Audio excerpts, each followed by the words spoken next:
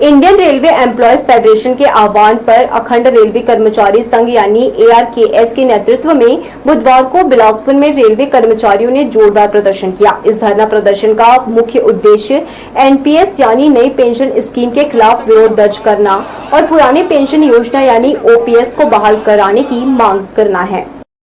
सोमवार को Indian railway employees federation के आह्वान पर मंडल रेल प्रबंधक कार्यालय के सामने रेलवे कर्मचारियों ने जोरदार प्रदर्शन किया।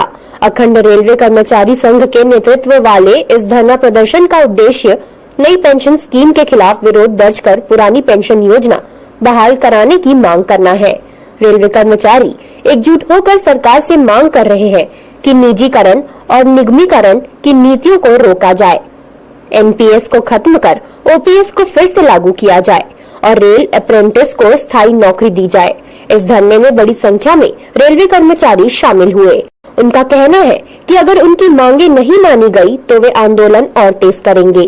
जो हम विरोध प्रदर्शन कर रहे हैं NPS और UPS को लेकर, जो हमारे ऊपर सरकार के द्वारा 2004 से जबरदस्ती थोपी गई है। हमारे सर्वोच्च न्यायालय और अंतर्राष्ट्रीय मजदूर संघ का कहना है कि सरकारी कर्मचारियों के वेतन से जो पैसे काटे जाते हैं वो कोई खैरात नहीं बल्कि उनका अधिकार है और हम उसी अधिकार को लेने के लिए समय समय पर 2004 से लगातार प्रयासरत हैं कि हमें सिर्फ ओल्ड पेंशन स्कीम यानी पुरानी पेंशन स्कीम में मंजूर है, उससे संशोधन या उससे कम कुछ भी मंजूर है। NPS को बदल के UPS ले आए, लेकिन हम लोगों की डिमांड है कि जो सभी स्टाफ को समान पेंशन मिले, समान व्यवस्था रहे। जो गवर्नमेंट ऑफ इंडिया भी बोल रही है, हर जगह बोल रही है, एक देश एक संविधान, सबका नारा दे रही है एक देश एक चुनाव।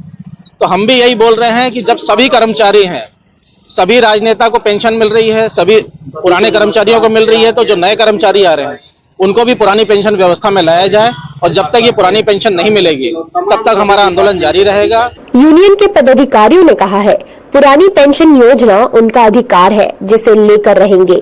अगर सरकार ने जल्दी कोई ठोस कदम नहीं उठाया तो आंदोलन बड़ा हो सकता है।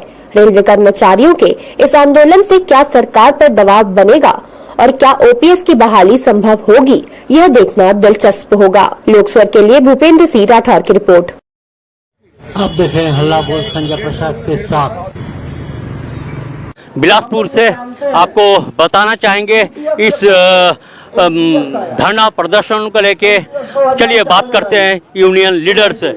हाँ भैया बताएंगे। सबसे पहले तो आपको धन्यवाद जो आपने कवरेज के लिए यहाँ पर आया, क्योंकि हमें याद है कि रामलीला मैदान में हमने बहुत बड़ा आंदोलन किया था, लेकिन प्रशासनिक दबाव ऐसा था कि उतनी बड़ी भीड़ को, जो शायद आज दिल्ली की सबसे बड़ी भीड़ जानी जाती है, किसी मीडिया ने कवरेज नहीं दिया था। तो आपके लिए बहुत बहुत धन्यवाद। Thank you. अब मैं अपनी बात शुरू करूंगा कि ये हमारा 2004 से एक जो कर्मचारियों के हित में रखा गया मांग, जो सबसे पुराना मांग है, जिसमें सरकार मजबूर होकर हमारे आंदोलनों से 2004 में जो NPS लागू किया गया था उसे पिछले वर्ष NPS से बदलकर उसमें सुधार कर UPS की तरह लाया। यानी आप ये समझ सकते हैं कि कर्मचारियों के आंदोलन में वो ताकत है कि उसमें सुधार तो करवाना प्रारंभ कर दिया है। वो दिन दूर नहीं जब हमें हूबहू पुरानी पेंशन प्राप्त होगी और हमारी सामाजिक सुरक्षा का निर्धारण हम स्वयं करेंगे।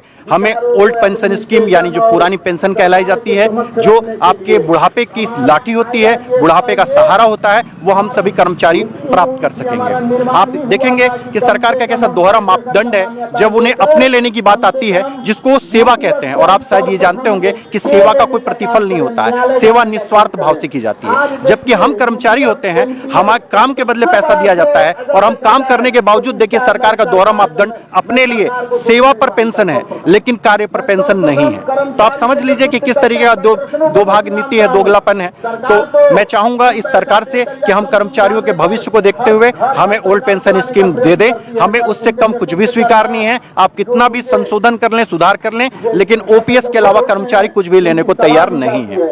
यहां तक कि अंतर्राष्ट्रीय मजदूर संघ ILO जिसे बोला जाता है, उसका भी कहना है कि सरकारी कर्मचारी के वेतन से जो पैसे कटते हैं वो कोई खैरात नहीं, वो उसका अधिकार है और वो कर्मचारी को मिलना चाहिए। अब आपको बताना चाहेंगे सरकार के कान में जूं रेंगती है अथवा नहीं रेंगती, सोई रहती है। संजय प्रसाद, न्यूज ब्यूरो छत्तीसगढ़ के साथ PR न्यूज इंडिया। ARKS के धरने में उपस्थित हमारे सभी जुझारू साथियों को मैं अपनी ओर से संग्रामी अभिनंदन देता हूं। दोस्तों, हम लोग जरूर थोड़ा विलंब से प्रोग्राम लिए, लेकिन एआरके की अलग जो एससीसीआर में इलेक्शन के दरमियान हमारे कर्मठ और जुझारू साथियों ने जगाई थी, उसका मूल उद्देश्य सारे कर्मचारियों को, सारे सरकारी कर्मचारियों को पुरानी पेंशन योजना लागू हो, सबको उसका लाभ मिले, मूल उद्देश्य इसका यही था। मैं समझता हूं कि आज पूरे भारतवर्ष में, चाहे वो राज्य सरकार के कर्मचारी हों, चाहे वो केंद्र सरकार के कर्मचारी हों, सभी कर्मचारियों की एक स्वर में एक ही आवाज है कि हम लोगों को पेंशन के नाम पर बांटा ना जाए, भेदभाव ना किया जाए, हम लोगों को अछूत ना समझा जाए, क्योंकि हम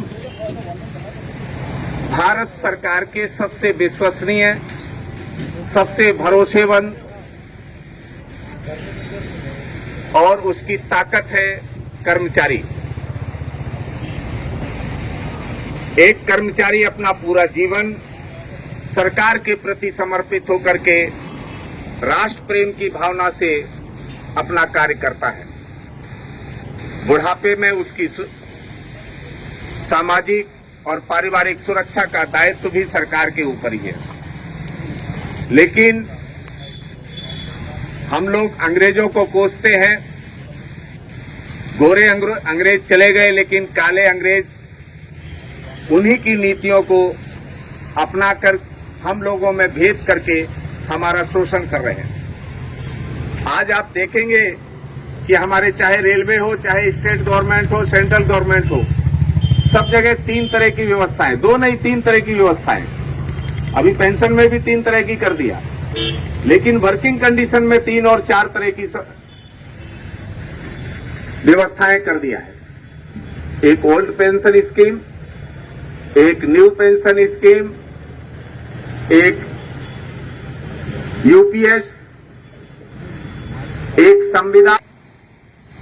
भारत सरकार की इस नीति कि हम पे जो बलपूर्वक यूपीएस थोपा जा रहा है, हम 2004 में जब एनपीएस आया था तब भी इसके विरोध में थे। हमने सतत संघर्ष किया और इस मुकाम तक पहुंचे कि सरकार सोचने पर मजबूर हुई कि जो भी सरकारी कर्मचारी है, चाहे वो केंद्र का है या राज्य का है, वो इस व्यवस्था से नाखुश है। पेंशन जो है एक कर्मचारी का बुढ़ापे का सहारा होता है। कर्मचारी के पास पेंशन के अलावा और कुछ नहीं बचता, लेकिन इस सारी व्यवस्थाओं को धता बताते हुए सरकार एक नया प्रयोग कर रही है। अब एनपीएस के जगह वो यूपीएस लाने का प्रयास कर रही है। नोटिफिकेशन जारी हो चुका है। अखंड रेल कर्मचारी संघ जिस दिन से बना उस दिन से इस बात का विरोध करता आया है कि हर कर्मचारी को पेंशन, पुरानी पेंशन ही मिलना चाहिए। और हम आज ये जो यूपीएस नाम की एक नई बीमारी सरकार लाने जा रही है, हम उसका पुरजोर विरोध कर रहे हैं। इसी कड़ी में मैं सर्वप्रथम मानसागर जी अनूपपुर को आमंत्रित करता हूं कि वो आए और अपने विचार रखें, अपने इन शब्दों को रखें कि कैसे हम यूपीएस के विरोध में हैं। श्री मानसागर जी।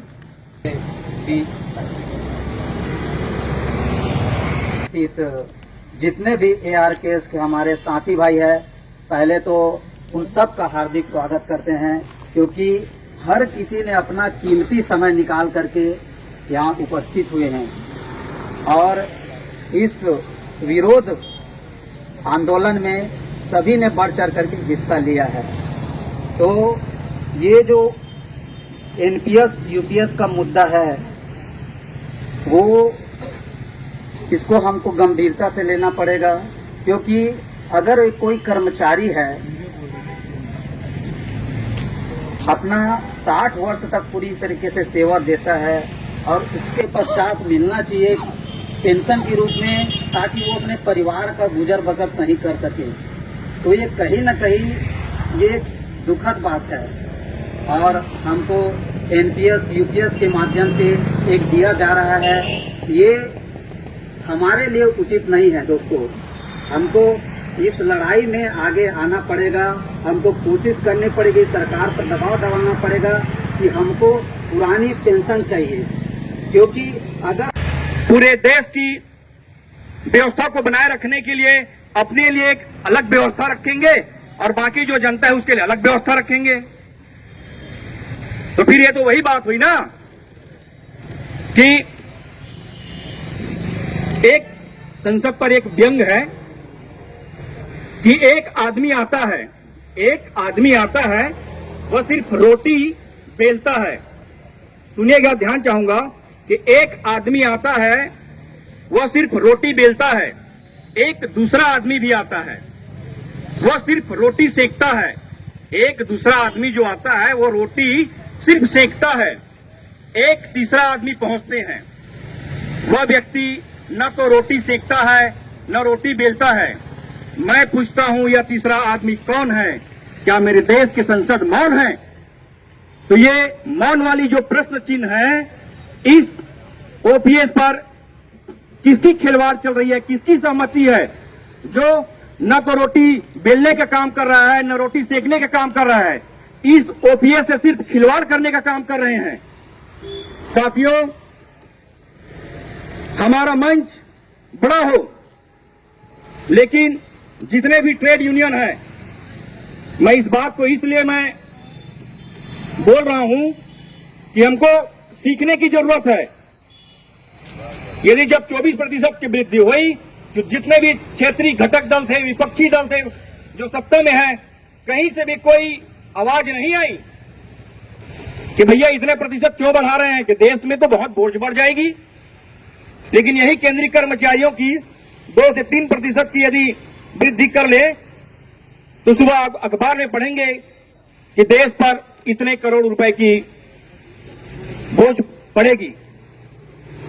आज जब 24% की वृद्धि हुई, तो क्या ये पुष्प वर्षा हो रही है? नहीं, ये उनकी एकता की परिचय है।